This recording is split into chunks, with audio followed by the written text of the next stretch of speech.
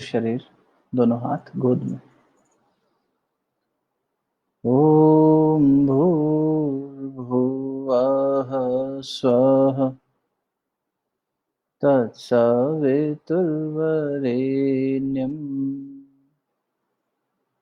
भर्गो देवस्य धीमहि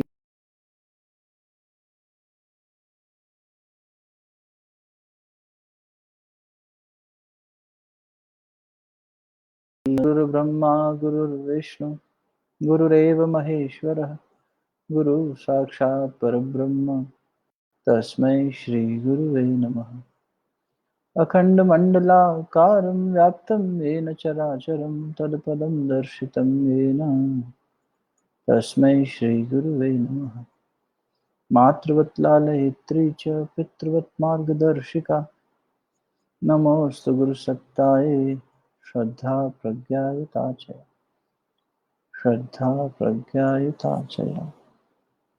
दोनों हथेलियों को आपस में मिलिए, मंत्र की दिव्यता को, ऊर्जा को अपने मुखमंडल पर, अपने हृदय स्थान पर स्पर्श कराएं। सभी को बहुत बहुत प्रणाम। आज हम लोग गॉड लिव विद देम में स्वामी विवेकानंद के जीवन चरित्र को जो पढ़ रहे थे उसे आगे बढ़ाते हैं और पेज संख्या 40 पे थे हम लोग, 40, page number 40, where we on Friday evening spoke about Swami ji को गंगा के किनारे कैसे सृष्टि का उद्गम हुआ, इस बात का अंदाजा मिला, इस बात की अनुभूति मिली और उन्होंने अपने इस पूरे अनुभव को, इस अनुभूति को लिपिबद्ध भी किया, बताया भी उसके बाद। तो वो हमने किया था और उसके बाद में एक सत्संग भी किया था, ये संकीर्तन भी किया था कबीर जी के निर्गुण गीत के माध्यम से। आगे बढ़ते हैं पेज नंबर 40 पे। विवेकानंद जब बहुत ज़्यादा साधना में डूबे हुए थे उस समय उन्हें कई तरीके की अनुभूतियां हुई। साधना पथ पर चलते हुए साधक को विशेष रूप से कई अनुभूतियां होती हैं। अनुभूति और अनुभव में डिफरेंस है। अनुभव इज एन एक्सटर्नल एक्सपीरियंस। अनुभूति एक भीतर में घटित होने वाली अवस्था है। अनुभव मन को होता है, अनुभूति आत्मा को होती है। मन बाहर की दुनिया से एक्सपीरियंसेस लेता है, अच्छे बुरे चीजें सीखता है और उसके आधार पर अपने व्यक्तित्व को बनाता है। मतलब मन का एक साइकोलॉजी जो डेवलप होती है वो साइकी को डेवलप करता है। पर आत्मा के स्तर पे जब जाते हैं, अगर आप लोग स्थूल सूक्ष्म और कारण शरीर के बारे में थोड़ा सा जानकारी रखते हो, उसके आधार पर देखें तो अनुभूति कारण शरीर में घटित हो रही है और वो सूक्ष्म शरीर में घटित हो रहा है। तो ये जो अनुभूति का स्तर है वो बहुत गहरा होता है और साधन जब हमारे गहरे होने लगते हैं, साधना हमारी जब गहराती है तब इस तरह की चीजें आती हैं। तो अलग अलग दृश्य दिखाई देते हैं। कभी कभी ऐसा लगता है साधक को कि मैं तो बहुत बिगिनर लेवल पे हूँ, मैं तो कोई बहुत ज्यादा साधना नहीं कर रहा, इस जन्म में तो मुझे ऐसा कुछ खास साधना है नहीं, लेकिन मैं ध्यान करने बैठा और मुझे कोई दृश्य दिखाई दिया, मुझे कोई ऋषि दिखाई दिए, कोई ऐसा अनुभव हुआ, ऐसी अनुभूति हुई, सॉरी। तो क्या ये सही है, ये मेरे मन की कल्पना है या वास्तव में ऐसा हो रहा है? देखो, मन की कल्पना होगी तो वो आपको, आपके अंदर एक आश्वस्ति का भाव, एक शांति का भाव नहीं दे पाएगी। और अगर ये वास्तव में एक अनुभूति है, वास्तव में किसी दिव्य चेतना का आपको अनुभव हुआ है, स्पर्श मिला है, तो फिर निश्चित रूप से आपकी मन की स्थिति बहुत आह्लादित हो जाएगी। आपका कॉन्फिडेंस, आपकी सोच, आपका व्यक्तित्व, हर चीज बदलने लगेगा। तो ये अनुभूति की बात हो रही है यहाँ पे। स्वामी जी की अनुभूतियां बहुत हुई। इस पुस्तक में तो बहुत कम इसके बारे में संकलन है, क्योंकि ये पुस्तक सिर्फ एक डिसाइपल के बारे में नहीं है, 16 डिसाइपल्स के बारे में। स्वामी विवेकानंद अपने बारे में ऐसे करके भी एक पुस्तक आई, जिसमें स्वामी जी ने अपने बारे में, काफी मोटी किताब है वो भी, 700-800 पन्नों की किताब है, जिसमें स्वामी जी ने अपने बारे में कुछ कुछ बातें संकेत रूप में बताई हैं। और उन्होंने ऐसे नहीं कि बैठ के कमेंट्री करी है, अलग अलग जगहों पर जहाँ अपने चर्चाओं में, सत्संग में उन्होंने कुछ संकेत किए, उनका संकलन किया उनके अनुयायियों ने, डिसाइपल्स ने। और वेस्टर्नर्स इस मामले में बहुत अच्छे होते हैं, they keep notes very strongly और डायरी मेंटेन होती है। तो उन लोगों ने बाद में उसका संकलन किया और स्वामी जी के व्यक्तित्व को लोगों के बीच में रखा कि उन्होंने कहाँ कहाँ अपने बारे में क्या क्या संकेत करे। महापुरुष डायरेक्ट तो बताते नहीं, सांकेतिक रूप में बताते हैं। तो यहाँ पर एक बार उनको ऋग्वेद का जो मंत्र है, उनको बहुत सारे मंत्र सुनाई देने लगे। एक अनुभूति का उल्लेख यहाँ पर है। और हिमालय के समय पर जब वो यात्रा में थे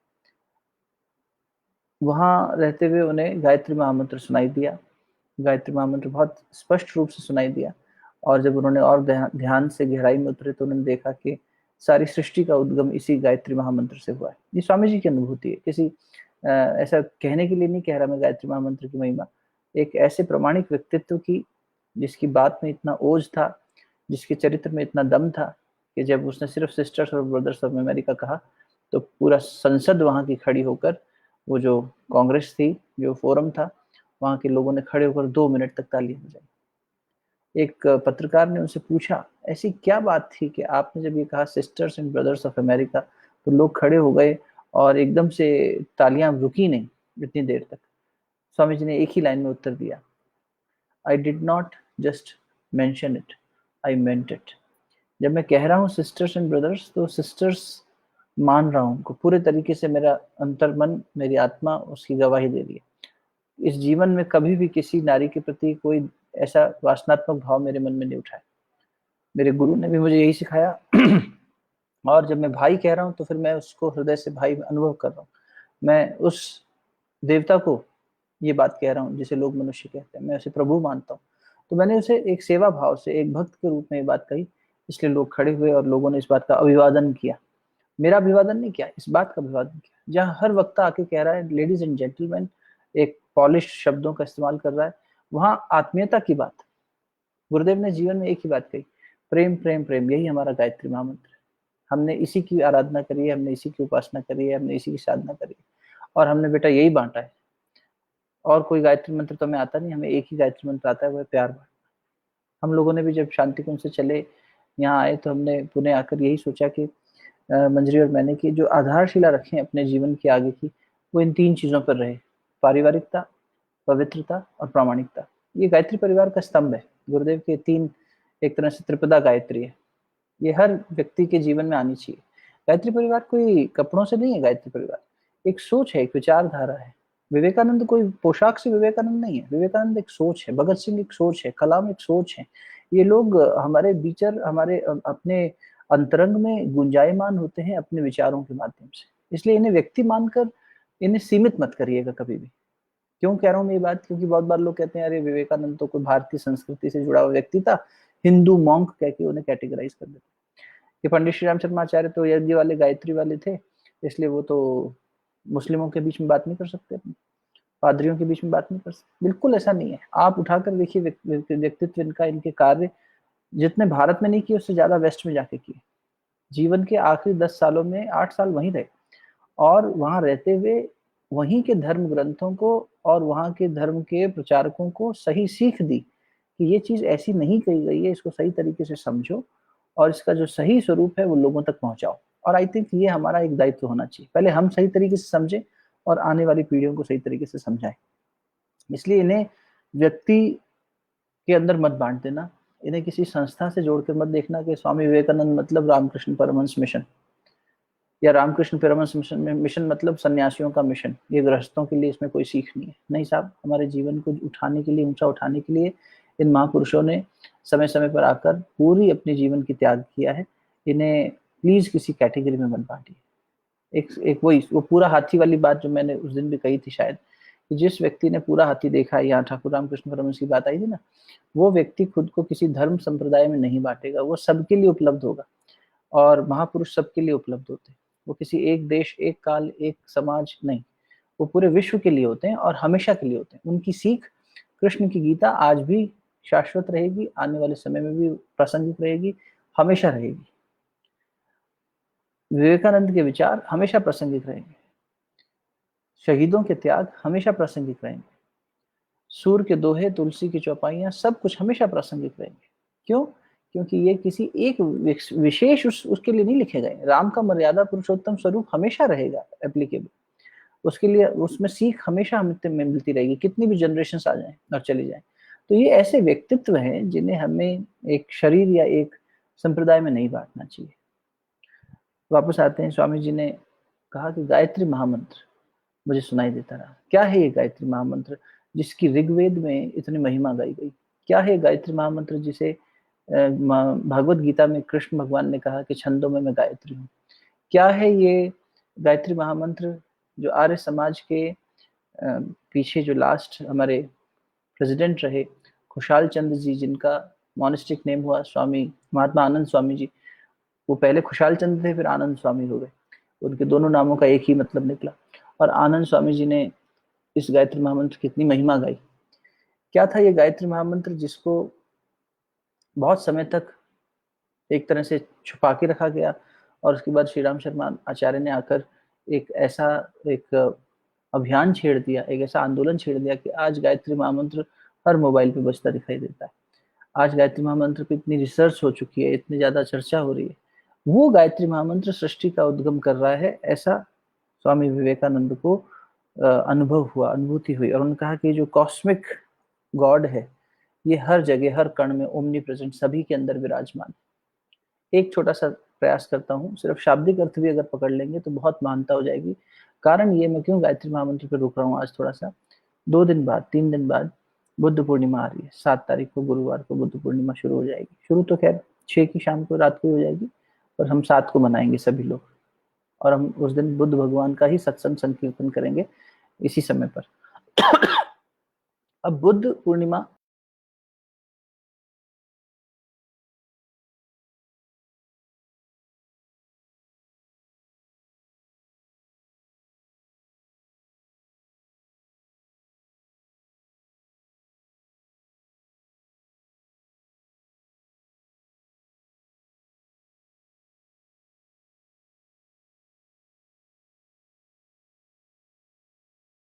पूर्ण एक रख रहा हूँ, अगर हम बहुत हो जाएगी। मंत्र है ओम भूर्भुवः स्वः। ओम हर मंत्र से पहले एक टाइटल की तरह, एक बीज मंत्र की तरह लगाया जाता है। जैसे हमारे नाम के आगे हमारी उपाधि के लिए कोई डॉक्टर है तो डॉक्टर, कोई सीए है तो सीए लगाते हैं, या मिस्टर मिसेस श्रीमती श्री, इस तरह का उपाधि दी जाती है। तो ओम एक बीज मंत्र की तरह हर मंत्र से पहले आता है। उसके बाद भूर्भुवः स्वः, ये 3 वृहत्तियां हैं।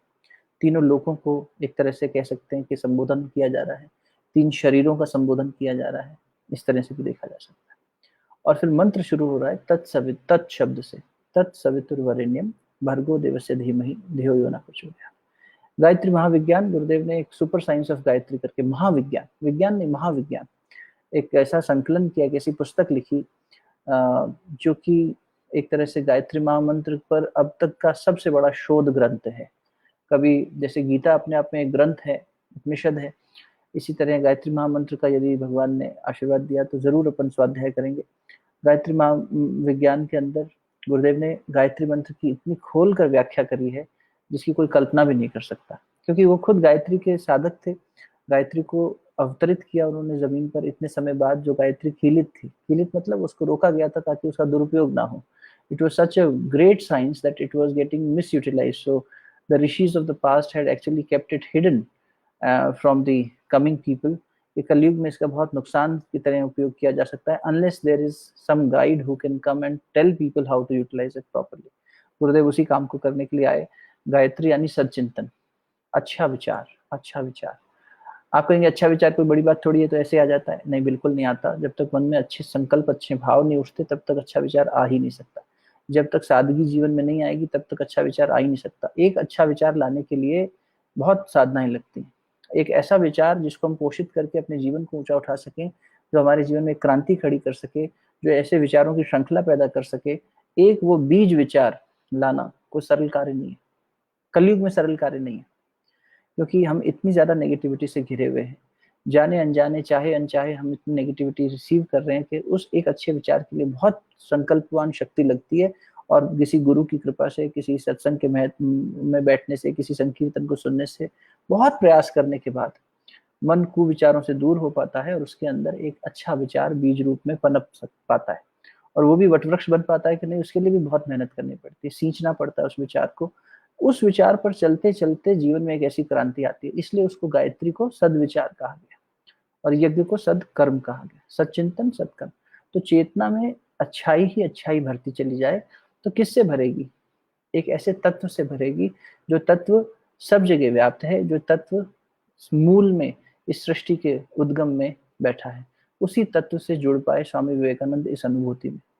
तत् सवितुर्वरेण्यम, और उसी का वर्ण किया उन्होंने। मैंने कण कण में देखा कि गायत्री के प्रकाश गुंजायमान हो रहा है।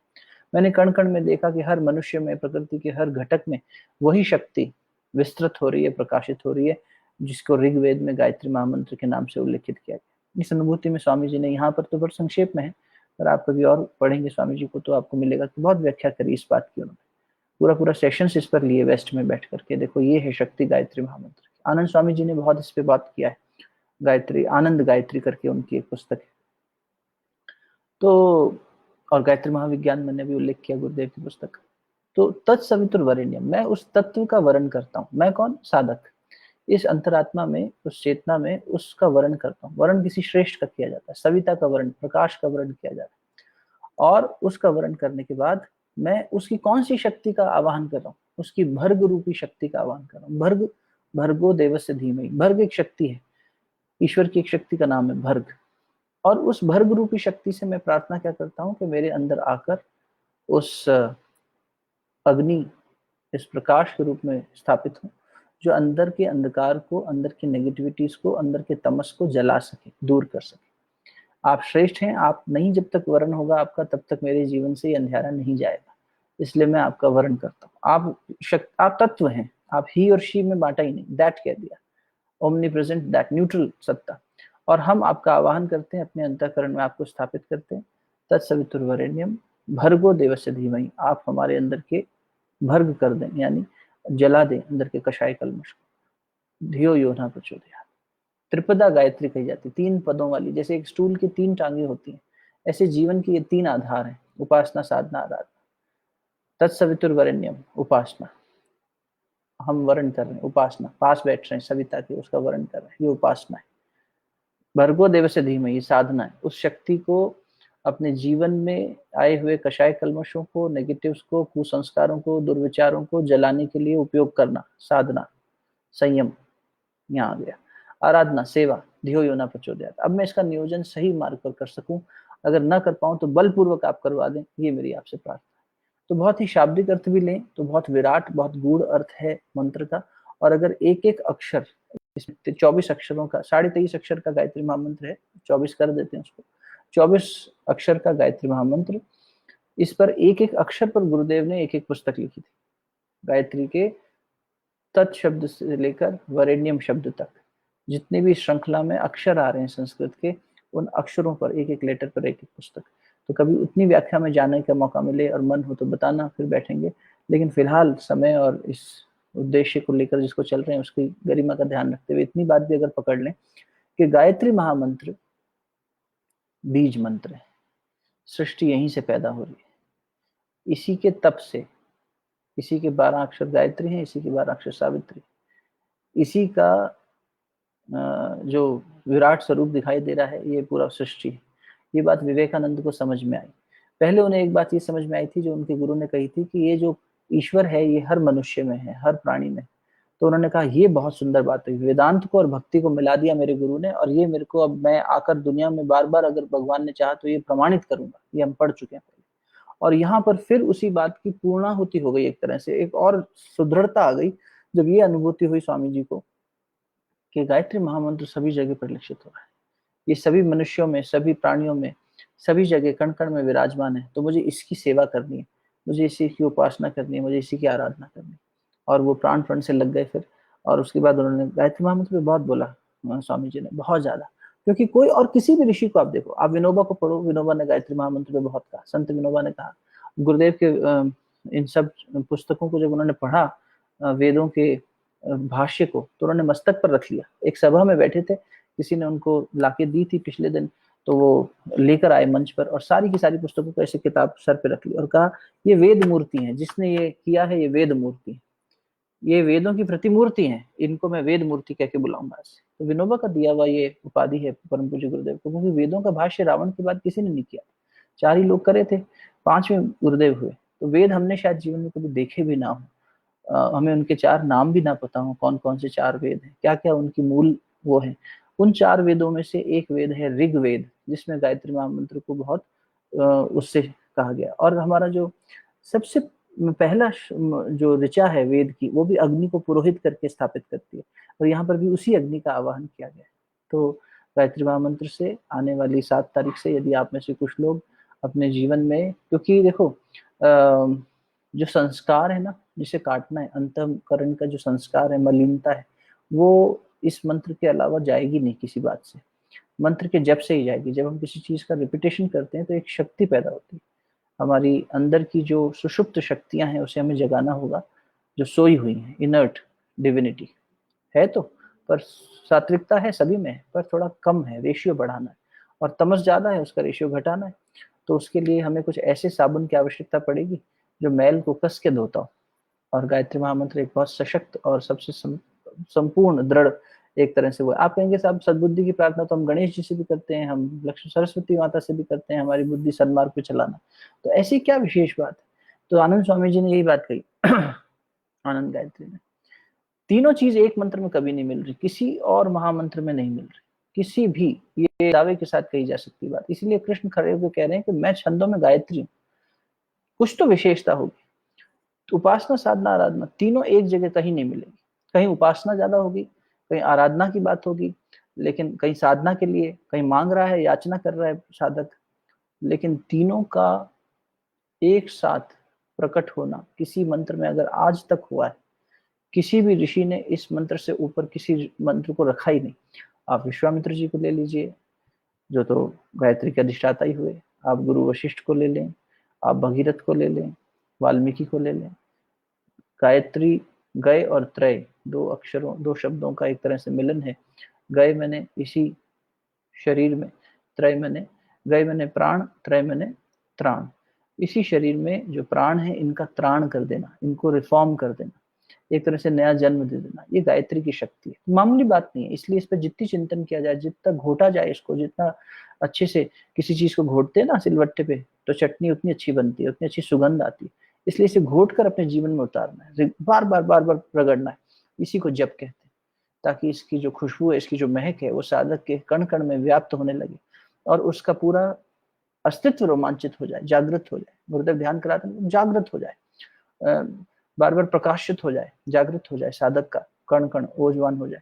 तो ये जो हमारा अस्तित्व है, स्थूल सूक्ष्म कारण, और इसमें जो हमारे संस्कार छुपे हुए हैं, उन संस्कारों को अगर साफ करना है, बाकी चीजें और मंत्रों से हो जाएंगी। मैं किसी भी मंत्र को छोटा नहीं कह रहा, यहाँ कोई कंपैरिजन नहीं हो रहा, लेकिन जब हमें छलांग लगानी है तो बेस्ट का ऑप्शन तो हमें पिक करना ही चाहिए। यहाँ कोई भेद नहीं किया जा रहा बुद्धि के आधार पर, हर मंत्र अपने आप में श्रेष्ठ है, उसका अधिष्ठाता है, आपको जो फ्रीक्वेंसी चाहिए आप उससे ले सकते हैं। लेकिन समग्र अगर एक ही जगह सब कुछ लेना हो तो आप कहीं भी चले जाएं, आज भी किसी भी आप उसमें चले जाएं, इवन कहना नहीं चाहिए, लेकिन आप इसमें चले जाएं कृष्णा कॉन्शियसनेस इस्कॉन में, तो वहां भी एक फेस्ड मैनर में आपको पहले गायत्री नहीं करने देते, पहले कहते हैं वो आप हरे राम हरे कृष्णा मंत्र करिए, इतने समय तक इतना जप करिए। जब आप इतनी स्थिति में आ जाएंगे तो वहाँ के जो अग्रज हैं, वरिष्ठ हैं, वो बताते हैं कि अब आप गायत्री मंत्र की दीक्षा लेके आइए। मतलब गायत्री मंत्र तक पहुंचने के लिए उसकी इतनी तैयारी कराई जाती है, इतना सम्मान वहां भी है। बेलूर में भी आप जाएंगे, वहां पर भी गायत्री मंत्र की महिमा पे बहुत बात होती है, वहां पर भी उसका जप होता है। तो हर जगह पर, not only in Indian context, western context also, Gayatri मंत्र की बहुत, इस महामंत्र की बहुत महिमा है। और इसको हम अगर एक सही समय पर, होता ना जैसे ज्यादा अच्छे समय पर उसका प्रयोग करें तो ज्यादा फास्ट रिजल्ट देते हैं, तो बुद्ध पूर्णिमा बहुत अच्छा दिन है। बुद्ध की तो पूरा जीवन ही इसी में गया, प्रकाशित करने में और प्रकाशित होने में। और वही प्रार्थना यहाँ है कि हमारी बुद्धि को बलपूर्वक श्रेष्ठ मार्ग पर चलाइए। बुद्ध भगवान ने हमेशा यही करी, उन्होंने मंत्र का सहारा नहीं लिया, लेकिन जीवन ही मंत्र में बना लिया, बार बार उसी चीज का चिंतन करते रहे, विचार का। विचार क्रांति बुद्ध के जीवन में कितनी अच्छा एग्जाम्पल है कि एक राजा, एक राजकुमार होके उन्होंने इतना बड़ा क्रांति उनके जीवन में आई, किस विचार से कि जीवन क्षण भंगुर है, मृत्यु जीवन का शाश्वत सत्य। तो फिर ये सब करने की बजाय क्यों न जीवन की वास्तविकता को, उसकी यथार्थता को खोजा जाए और चल पड़े। और जब मिल गया तो वापस लौट आए, अब मिल गया, अब हम सबको बांटेंगे। तो अपनी पत्नी को भी दिया, अपने बेटे को भी दिया, उनके साथ जो चले उनको भी दिया, जो विरोध में खड़े हुए उनको भी दिया, सबको, किसी से भेद नहीं रखा बुद्ध ने। बुद्ध का जीवन गायत्री महामंत्र में गए और त्रय की जो बात आई, उसका बहुत ही श्रेष्ठ उदाहरण है। और उन्हीं के कार्य को एक तरह से आज गुरुदेव आगे बढ़ा रहे हैं गायत्री परिवार के माध्यम से। सिर्फ इतनी बात है, फिर से मुझे मिस्टेकन मत करेगा, I don't talk very high about any of the groups और इंस्टीट्यूशंस, बिलोंग भी करता हूँ तो भी, क्योंकि ऐसा प्रोपेगेंडा करना मेरा उद्देश्य नहीं है। मैं सिर्फ इतना कहना चाह रहा हूँ कि एक युग पुरुष आया है जिसने गायत्री महामंत्र को हमारे आपके लिए सहज उपलब्ध करा दिया है। जो चीज आप आज से पहले एक हाई वोल्टेज पावर को छूने के लिए आपको एक इलेक्ट्रिशियन की जरूरत पड़ती थी, एक ऐसा नहीं था आप ही जाके कुछ भी प्लग लगा लीजिए उसमें, आज वो इतनी सहज सुलभ हो गई है गायत्री कि हम कहीं भी उसको अप्लाई कर सकते हैं। सिर्फ उसे जीवन में श्रद्धा भाव से जपने का, उससे जुड़ने का, एक पुरुषार्थ करने की देर है। इतना करने मात्र से वो आपके जीवन में क्या परिवर्तन ला सकती है, कितने बदलाव ला सकती है, इसे करके देखिए। जो कर रहे हैं वो और प्रगाढ़ करें अपनी साधना को, क्योंकि एक विलक्षण समय आ रहा है। 2020 से 2026 के बीच में एक विलक्षण समय है। अतिमानस के अवतरण का 1/3 हिस्सा पूरे होने को है। मैं पहले भी संकेत कर चुका हूँ महर्षि अरविंद की बात का, वन्य माता जी के जन्म का, गुरुदेव के भी आध्यात्मिक जन्मदिन का अगर देखें तो 100 वर्ष पूरे होने को आ रहे हैं। तो जब कोई चेतना जमीन पर आती है, धरती पर आती है, तो उसका प्रकाश फैलते फैलते और उसका आलोक सब तक पहुंचते पहुंचते एक फेज्ड मैनर में सब काम चलता है, उसका बहुत बड़ा पड़ाव आने को है। और 2018 से ही सूक्ष्म जगत के अंदर अगर आप संपर्क करना चाहते हैं, सूक्ष्म जगत मतलब ये जो यूनिवर्स है, इससे कनेक्ट होना, अपने जीवन में कुछ इंट्यूटिव सेंस डेवलप करना। क्यों करें ये सब करके? कोई हाइप, हम वो जादूगर कर रहे बन रहे हैं क्या यहाँ पे? नहीं, जादू तमाशा नहीं हो रहा। कोई मंत्र के माध्यम से या इस बातों से ऐसा नहीं कहा जा रहा कि हमको जादू तमाशा करना है। सिर्फ इतना है कि हमारे संस्कारों को धोने का, कबीरदास जी के शब्दों में कहें, कबीर रोज आ जाते हैं अपने साथ। फिर आ गए आज आज मैं सोच के नहीं बैठा था कबीर के बारे में, लेकिन संत कबीर जाते नहीं, अच्छी बात है, हमारे जीवन में चिपके रहे, ऐसा ही होना चाहिए। संत कबीर कहते हैं, राम नाम की लूट है, लूट सके तो लूट, अंत काल पछताएगा जब जाएंगे प्राण छूट। एक सेल लगी है, एक लूट लगी है। अभी अगर नहीं लूटेगा तो अब लुटेरा, अब इस काम में तो कम से कम अपने साथ लगा दे पुरुषार्थ। अब नहीं लगाएगा तो फिर चूक जाएगा। ये वही समय है, संधि काल की वेला है, जब जितना लूट सकते हो लूट लो। लेकिन लूटने के लिए एक बहुत बड़ा थैला लेके, अब कहीं सेल लगी हो फ्री में या फ्री में बट रहा हो। हमें याद है जब हम थे वहाँ आश्रम में तो आम के बगीचे थे, तो सब बहुत ज्यादा, वो बरसात आती तो बौर और अंबिया गिर जाते थे, तो सब लोग वो गिर गए नीचे। पेड़ से तोड़ना तो अच्छा नहीं है, लेकिन पेड़ से गिर गए हैं तो नीचे खराब होंगे, इससे अच्छा उसके पन्ना बनाएंगे, कैरी का अचार बनाएंगे। तो जो जितना थैला ला सके ले जाए। इतना अपरंपार बरसता था कि आम कि आप थैला लेके जाइए, जितना आपका थैला है उतना ले। लूट लगी है, किसी को ऐसा नहीं है कि हड़पना पड़ेगा। इतना पर्याप्त है इसमें सृष्टि के पास, इस यूनिवर्स के पास, कि बरस रहा है, ये बरसने की वेला है। अब उस रास का आप कितना आनंद ले सकते हो, इसके लिए आपको अपना थैला बड़ा करना पड़ेगा, अपनी पात्रता बड़ी करनी पड़ेगी। कैसे करोगे? ये गायत्री महामंत्र से। जिसको स्वामी जी बैठकर जब चिंतन कर रहे हैं और अनुभूति में देख रहे हैं कि कण कण में वही सत्ता प्रकाशित हो रही है, तो फिर उससे कम में क्यों हम सौदा करें? मेरी तो एक बात है। और नहीं कन्विंस होते हो तो एक बात से और सोचो, आपको अपने घर से कहीं दूसरी जगह जाना है। अब आपके पास क्षमता अगर है तो आप सबसे फास्टेस्ट मीडियम लेंगे ना, कि हवाई जहाज से चलते हैं भाई, जल्दी पहुंच जाएंगे। ट्रेन से थोड़ा कम, ज्यादा टाइम लगेगा, बस से और ज्यादा टाइम लगेगा, बैलगाड़ी से और ज्यादा लगेगा, साइकिल से और लगेगा, पैदल और लगेगा, सारे माध्यम आपके पास है। अब अगर आपको मालूम है ये सारे रास्ते मुझे अपनी डेस्टिनेशन तक पहुंचा सकते हैं, लेकिन I want to save time and I am capable to spend that much money, तो आई एम श्योर हम लोग समय बचाना पसंद करेंगे, समय की कीमत पहचानेंगे। जीवन मूल्यवान है, इसकी कीमत पहचानो। समय बहुत तेजी से भाग रहा है। ऐसा देखो ना, अभी बैठे बैठे वो उस दिन ऋषि कपूर चले गए, उससे पहले इरफान चले गए, और ये तो दो दो घटनाएं हमें पता लगी, वरना संसार में रोज दसियों लाख लोग ऐसे ही चले जा रहे हैं। कल सवेरे मैं उठूंगा कि नहीं मुझे भी नहीं पता। तो ये आज का दिन मैंने सही तरीके से बिताया कि नहीं बिताया, नियोजित रूप से बिताया कि नहीं बिताया, और जितना सांसारिकता में लगाना था उतना लगाने के बाद कम से कम अपने ऊपर लगाने की जो जरूरत थी वो किया कि नहीं किया। ठीक है, सीमित समय होगा, कोई बात नहीं। लॉकडाउन में तो बहुत सारा समय मिल भी गया है, बहुत सी चीजें ऐसी हो गई हैं जहाँ ऑनलाइन शॉपिंग में टाइम नहीं वेस्ट हो रहा, टीवी देखने में टाइम वेस्ट नहीं हो रहा, अपना घर के काम वगैरह कर रहे हैं जो उसमें थोड़ा सा समय ज्यादा जा रहा है, बट फिर भी कंपैरेटिवली हमारे पास जो मी जोन में टाइम बिताने का समय है, वो मेरे ख्याल, मुझे लगता है थोड़ा सा ज्यादा हो रहा होगा, अगर कैलकुलेटिव हो जाए थोड़े से तो उस समय को ज्यादा उतना ही कम से कम नियोजित कर ले। और विशेष रूप से जब कम नियोजन में, कम निवेश में ज्यादा रिटर्न्स आने हो, तब तो और अच्छा है, रिटर्न ऑन इन्वेस्टमेंट अच्छा है। अभी अभी राम नाम की लूट लगी है, थोड़ा सा निवेश किया, अपनी पात्रता बढ़ाई, थैला बड़ा हो गया। अब बस थैला खुला होना चाहिए, ऊपर से तो बरस ही रहा है। तो ये ऐसी संधि वेला है, ऐसे महापुरुषों ने आकर हमारे ऊपर इतनी अनुकंपा बरसाई है। अभी बहुत तेजी से चीजें बदल रही हैं। ये कोरोना एक पहला फेज है उसका, ऐसी और चीजें आने वाली हैं थोड़े समय में, क्योंकि मनुष्य जल्दी से सीखता नहीं। उसको जब अभी अभी देखो आज क्या तमाशा हुआ है, क्षमा करना ये बात अच्छी नहीं लगेगी सुनने में। सरकार ने पता नहीं क्या सोचकर, या तो उनको राजस्व चाहिए होगा इसलिए wine and liquor shops open कर दी। मैं तो खैर टीवी देखता नहीं, घर में है नहीं 12-13 साल से। मैंने हमारी सोसाइटी के ग्रुप में एक फोटो डाली कि यहाँ पुणे खराड़ी क्षेत्र में जहाँ मैं रहता हूँ, वहाँ की एक वाइन शॉप की फोटो थी। वहाँ 100-150 लोग इकट्ठे हुए थे कि देखो शॉप खुलते ही नो सोशल डिस्टेंसिंग नथिंग, इतना आदमी दिन के समय वीक डे में, मंडे तुम्हारा ऑफिस शुरू हुआ है और लगे हुए हैं, जेंट्स लेडीज सब तरह के लोग हैं, मेजोरिटी जेंट्स हैं ऑफकोर्स बट लेडीज भी हैं, और वहाँ खड़े हैं एकदम भीड़ में, कोई सोशल डिस्टेंसिंग नहीं, कुछ नहीं, कोरोना गया भाड़ में, हमें शराब चाहिए। ये मनुष्य की मति है। और फिर जब मैंने एक दो जगह शेयर किया तो मुझे खबरें आई कि भाई साहब आप क्या बात करते हो, दिल्ली में 3-3 किलोमीटर की लाइन लग गई दुकान के आगे। और लाइन भी ऐसे नहीं कि सोशल डिस्टेंसिंग करके खड़े हैं, 6-6 मीटर की दूरी पे खड़े हैं, सब बगल बगल खड़े हैं, वेट कर रहे हैं भरी गर्मी में कि कब हमारा नंबर आएगा, हम अपने हिस्से का सामान उठाएंगे। ऐसा तमाशा हो रहा है। सरकार को वापस पुलिस भेज के बंद करानी पड़ी, जो भी रहा वो अलग बात है। लेकिन ये इंसान की मति है कि उसे अगर अवसर मिलता है तो वो अपनी सीख याद नहीं रखता, भूल जाता, अपने मूलभूत संस्कार के वशीभूत होकर वापस वहां भाग जाता है। इसलिए फिर प्रकृति को ऐसी फिर से एक संरचना रचनी पड़ सकती है आने वाले दिनों में। हमें मानसिक रूप से तैयार होना चाहिए। अभी तो कोविड 19 की ही फर्स्ट वेव आई है, इसकी सेकंड वेव आनी बाकी है, जो कि इससे ज्यादा पावरफुल हो सकती है अगर हम सतर्क नहीं रहे तो। मान लिया लोगों ने, बड़े बड़े लोगों ने, एक वैक्सीन बनाने में 6-6 साल लग जाते हैं, हम कितना भी फास्ट बना लें साल भर लग जाएगा। ट्रायल्स हो जाएंगे, कुछ सक्सेस मिल जाएंगी, बट वेट एंड वॉच पे तो तब भी जीना पड़ेगा, प्रिवेंटिव होकर तो तब भी जीना पड़ेगा।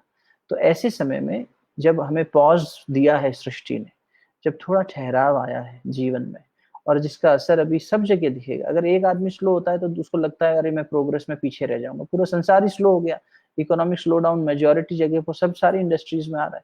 और अभी एक आकलन तो आ रहा था कि जो spirituality will be the new मंत्र ऑफ लिविंग। तो अच्छी बात है, हम पहले से इसी रास्ते पर चल रहे हैं तो इसमें और गहरे उतरे, और जो तो पावरफुल चीज है उसी का सेवन करें। पावरफुल गायत्री मंत्र है, उसका सेवन करिए। आपकी गुरु से आपको कोई मंत्र मिला है, आप जिन गुरु को मानते हो वो गुरु का मंत्र, वो उसको पकड़े रखो।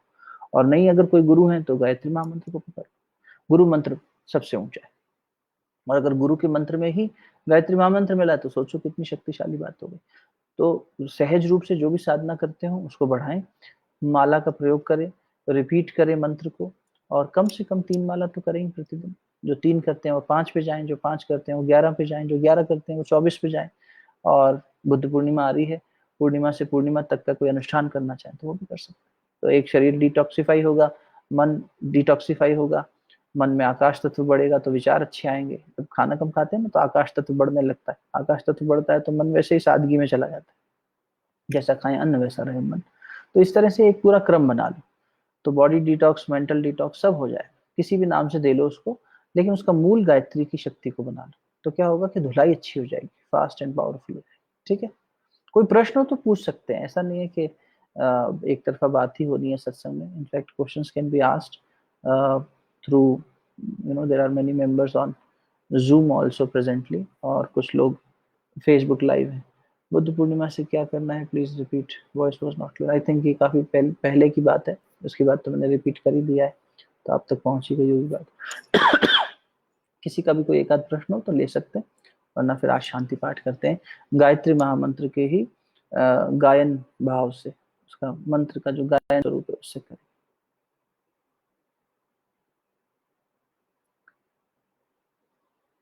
है कोई प्रश्न किसी का क्विकली? चलो, मुझे लगता है कि सभी लोगों तक बात ठीक से पहुंच गई होगी। अगर बाद में कोई संशय हो, कोई प्रश्न हो, कोई जिज्ञासा हो तो पूछ लीजिए। ठीक है, आज गायत्री महामंत्र के गायन स्वरूप से जो उसका एक भाव है उसे मंत्र मुग्ध होकर सुनिएगा, और उसके बाद शांति पाठ करेंगे। विश्व सत्ता को नमन करें। तूने हमें जन्म दिया, ये विवेकानंद की अनुभूति है।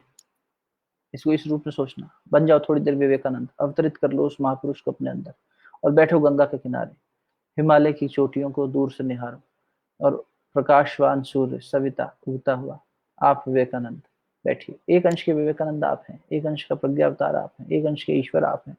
आप कम नहीं है, अपने आप को महत्वपूर्ण समझिए, अपने आप को इंफीरियर मत समझिए। बैठिए, चेतना को गंगा किनारे बिठा लीजिए, छोटा सा ध्यान इसी संकीर्तन के साथ साथ। नेत्र बंद कर लीजिए, कुछ पलों के लिए सिर्फ हर शब्द के साथ उसके भाव को पकड़ना और चलते चले जाना। एक शक्ति जिसने हमें जन्म दिया, उससे हम बात कर रहे हैं। हम तेरा वर्ण करते हैं हे माँ, तूने हमें पैदा किया है, इस सृष्टि को जन्म दिया है।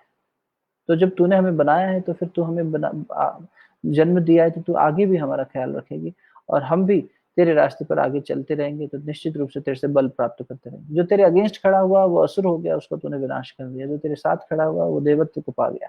तो हम तेरे साथ खड़े होना चाहते हैं, तेरे बताए रास्ते पर चलना चाहते हैं, तेरी बनाई दुनिया को और बेहतर बनाना चाहते हैं, अपने जीवन को बेहतर बनाना चाहते हैं। कैसे बनाएं, इसकी हमें दिशा दो, शक्ति दो। विवेकानंद ने यही मांगा, माँ मुझे शक्ति दो, भक्ति दो, वैराग्य दो। वैराग्य माने ऐसा राग दो जो सिर्फ तुम्हारे में जुड़ता हो, कहीं और ना जुड़ता हो, भटकता ना हो, ऐसा मन दो। तो उसी माँ से, उसी आदिशक्ति गायत्री से प्रार्थना। तूने हमें जन्म दिया, पालन कर रही है तू, पाते तुझी से प्राण हम, कष्टों को हर रही है तू। कष्ट क्या है? अविद्या, अस्मिता, राग, द्वेषा, अभिनिवेशा, पंच क्लेशा। महर्षि पतंजलि ने कहा हमारे जीवन के 5 क्लेश ये अविद्या से जनित है। तेरे प्रकाश से वो अविद्या का नाश हो जाएगा माँ। कृपा कर हमारे जीवन में उतर जा पूरी तरीके से, हम तेरा वर्ण कर सके, हमारे ये कषाय कल्मश, हमारे कष्ट, हमारे क्लेश, हमारे विकार दूर हो सके। तूने हमें जन्म दिया, पालन कर रही है तू, पाते तुझी से प्राण हम, कष्टों को हर रही है तू। ओम भूर्भुवः स्वः तत्सवितुर्वरेण्यं भर्गो देवस्य धीमहि धियो यो नः प्रचोदयात्। धरते तुम्हारा ध्यान हम, मांगते तेरी कृपा, हे माँ हमारी बुद्धि को श्रेष्ठ मार्ग पर चला। ओम भूर्भुवः स्वः तत्सवितुर्वरेण्यं भर्गो देवस्य धीमहि धियो यो नः प्रचोदयात्। तूने हमें जन्म दिया, पालन कर रही है तू, पाते तुझी से प्राण हम, कष्टों को हर रही है तू। तेरा महान तेज है फैला हुआ सभी स्थान, सृष्टि की वस्तु वस्तु में हो रही हो विद्यमान। धरते तुम्हारा ध्यान हम, मांगते तेरी कृपा, हे माँ हमारी बुद्धि को श्रेष्ठ मार्ग पर चला। ओम भूर्भुवः स्वः तत्सवितुर्वरेण्यं भर्गो देवस्य धीमहि धियो यो नः प्रचोदयात् श्रेष्ठ मार्ग पर चला।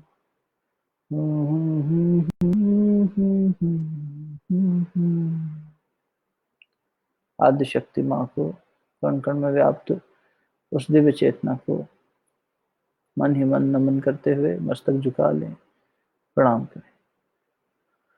ओम नमोऽस्त्वनन्ताय सहस्रमूर्तये सहस्रपादाक्षशिरोरुबाहवे सहस्रनाम्ने पुरुषाय शाश्वते सहस्रकोटियुगधारिणे नमः। असम्भवं सम्भवकर्तुमुद्यतं प्रचण्डझञ्झाव्रतिरोधसक्षमं युगस्य निर्माणकृते समुद्यतं परं महाकालममुं नमाम्यहम्। परं महाकालममुं नमाम्यहम्। दोनों हथेलियों को आपस में मिलिए।